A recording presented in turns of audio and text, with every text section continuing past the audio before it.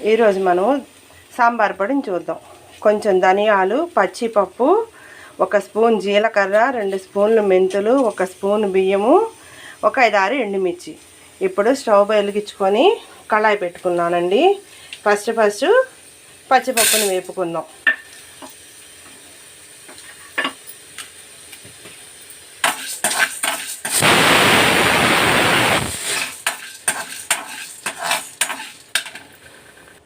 ఇవ్వండి, కొంచెం ఏగిపోయినాయి.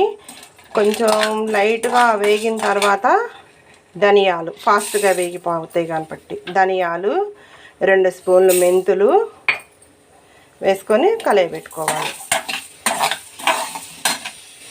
ఇప్పుడు ఇవి కూడా వేగిపోయినాయి. ఇప్పుడు జీలకర్ర, 1 స్పూన్ బియ్యము, 5 ఎండుమిర్చి. బియ్యం ఎందుకంటే చిక్కదనం కోసం, సాంబారు చిక్కబడిపోతుంది అన్నమాట బియ్యం వేస్తే.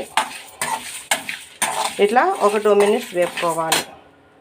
ఇదిగోండి, వేగిపోయినాయి. మిరియాలు ఉంటే మిరియాలు కూడా వేసుకొని వేపుకోవాలి. నా దగ్గర మిరియాలు లేవు, పొడి ఉంది. కొంచెం పొడి వేసుకొని తిప్పుకుంటాను. అంతేనండి. ఇవి చల్లారినాక మిక్సీ పట్టుకోవాలి.